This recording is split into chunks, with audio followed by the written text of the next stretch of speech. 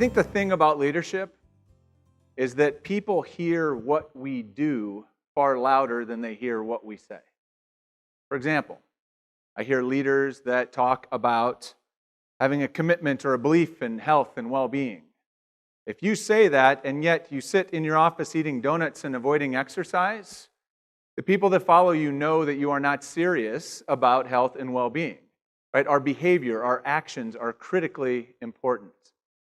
But there are times, and I think there are some times when the words we use are even more critically important. And so today I want to talk about three particular phrases. And they're three phrases that I think great leaders use, and they're not afraid to use, that differentiate them from the rest. And some of them are going to hurt a little bit maybe as I share them. The first one is, I was wrong. We all love to win. Right? Being right feels like winning. That's why we spend so much time trying to avoid having to admit being wrong, especially at home. Right? Because that feels like losing. A number of years ago, when I was working at a large organization, we were in the process of replacing our major software system that we use to run our business. And this was a big, big deal for us. I mean, massive year-long implementation, ton of money going to be sunk into this, and we had really sold this to the organization as being critical to our future, strategically important. But as the implementation team got into it, they got a couple months down the road, they started to identify some really key issues. They started to notice some big problems, and they started to send a flag up that maybe this wasn't the right answer. I will never forget the day that our CEO stood up in front of our leadership team and said, "We're pulling the plug on this." And he stood in front of us and said, admitted, took full responsibility and said, in hindsight, this was a bad decision. I was wrong. We made a mistake. He laid out what had happened, why, and then he talked about what we were going to do next. Great example of a leader owning a mistake. And here's the thing for us as leaders that we forget is that oftentimes the people who we lead know that we've made a mistake long before we do.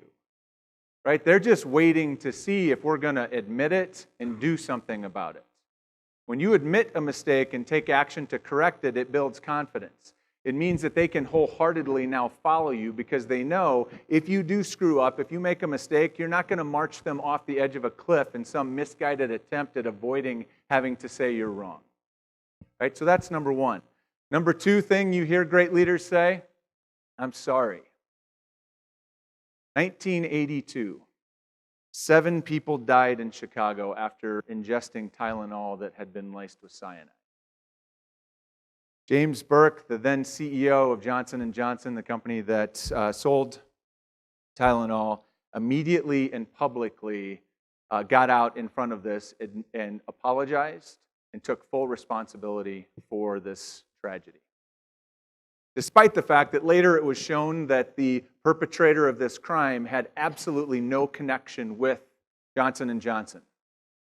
The company went on to apologize to all of their customers. They told them not to take their product.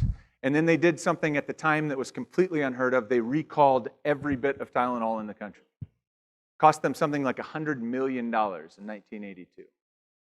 Most people wrote off Tylenol as being dead. They figured that was the end. But 2 months later, the product was back on the shelf with new tamper-resistant packaging. And within a year, Tylenol sales had returned to 80% of its sales rate prior to the tragedy, largely because of how this was handled. Leadership apologized, got out ahead of it, made it right. When we make mistakes, and we do make mistakes, every single one of us, a timely and heartfelt apology can go a long ways towards building trust, building confidence, and proving to our people that we care. Can turn something really tragic into potentially something positive.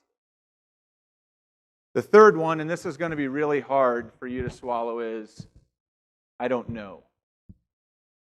As leaders, I think it's really tempting to think that our job is to have all the answers.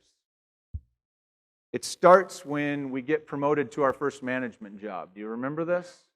You get promoted to your first management job and something magical happens. When you walk into a room at your organization full of people or you have a meeting, when a question is posed, people look at you. And this power is intoxicating. It's awesome, right? And maybe you start giving an answer because you're smart. That's how you got promoted, and people seem to want that from you. And pretty soon you start to buy into the fact that giving answers is how I create value as a manager, as a leader. But despite what signals you're getting, our role as a leader is not to have all the answers. We don't have to have all the answers. When we are willing to admit we don't have all the answers, when we're willing to admit that we don't know, that makes room for the talent around us to step up, to contribute their expertise and creativity and knowledge to create solutions that we couldn't possibly imagine. So let's recap. I don't know. I am sorry, and I was wrong. This is what vulnerability sounds like. This is what vulnerability feels like.